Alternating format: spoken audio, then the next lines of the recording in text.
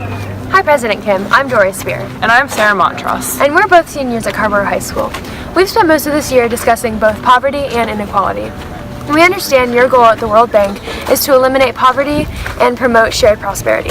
After listening to your interview with Ezra Klein, it's clear that you feel it's your responsibility to the world to act on big ideas, even if it seems a little crazy to everyone else.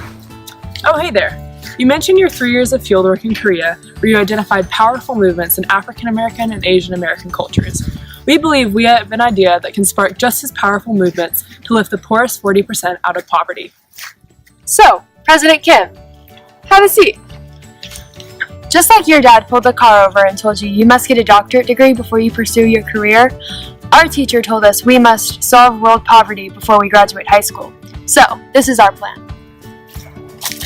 Hi, President Kim. My name is Emma Fridge. Several weeks ago, we read a book called The Broken Ladder by Keith Payne, and later had a conversation with him about growing inequality in the U.S. and abroad. We know you view inequality as a huge problem, and so do we. Here are several key points from his book. One point Payne made in The Broken Ladder was that your perception of inequality and place on the status ladder is almost more important than where you actually stand. Another point he made was that the feeling of being lower on the status ladder has a significant correlation with many health risks like diabetes, heart disease, stroke, and chronic stress. Even the feeling of inequality can take years off someone's life. A third major point Keith made addresses how the feeling of inequality leads to poor decision making, whether it's stealing from your workplace, eating fast food every day, or keeping your children from going to school. In one study, Keith elaborated on the effects of feeling unequal to poor and illogical decision making. Yay, I'm so glad we got paid today. I'm jetting off to New York this weekend for a shopping spree. I needed this paycheck. I've been late on my last 2 bills. In this moment, Dorie realized that she was earning a much lower salary than her coworker, who had been working the same amount of time. It's really unfair that Emma's getting paid more than me for doing the exact same job when I need the money more than she does. If Harris Teeter is ripping me off, then I guess they wouldn't care if I stole some of their food from my family.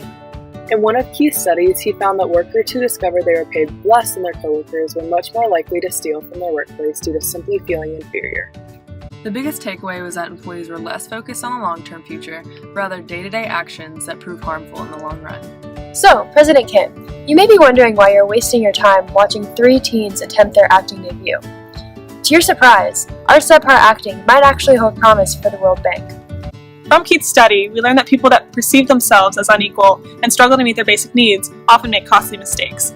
Our plan addresses the daily struggles of the bottom 40%. President Kim, based on the World Bank's mission and what we now understand from Keith's study, we have a plan to help you get a better night's sleep.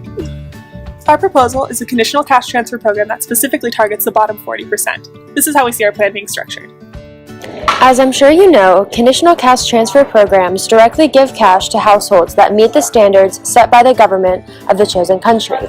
To address the growing inequality, we are going to set a line that separates the poorest of the poor from everyone else. According to the World Bank report on CCTs by Kathy Lindert, cash transfers help households break out of the vicious cycle of poverty traps by promoting child health, nutrition, and schooling. Conditions tied to cash transfers vary from one country to the next, but our focus is on investing in the human capital of children. We give cash to families to help meet their day-to-day needs, encouraging them to start their own businesses to jumpstart the economy. Slowly, the World Bank's loan will be repaid through taxes on small businesses implemented by the government. President Kim, we know the World Bank encourages creativity through technological advances, which is why we think our idea may appeal to you. In terms of distribution, we have 2 options. One option is the direct deposit cash transfer through basic mobile phones, an efficient and simple method of empowerment.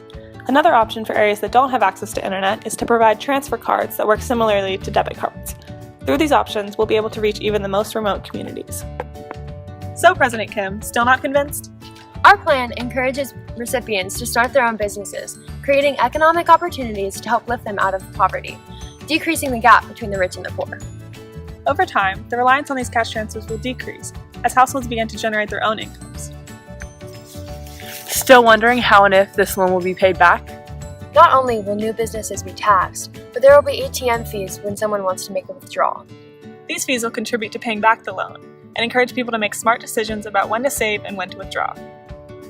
We are confident that this approach can be adapted by the World Bank due to your success with cash transfer programs thus far in Malawi, Turkey, Morocco, Bangladesh, and many more, all outlined in the World Bank report, Conditional Cash Transfers, Reducing Present and Future Poverty.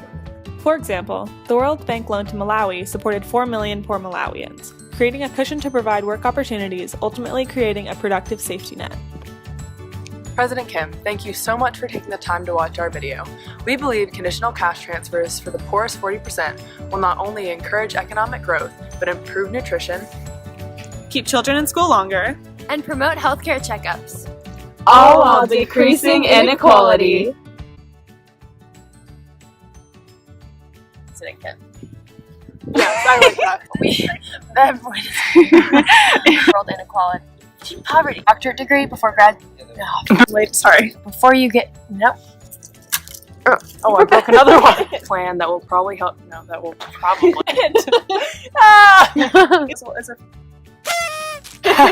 But something happens. but we. What do we? Our focus on is. For very. Okay.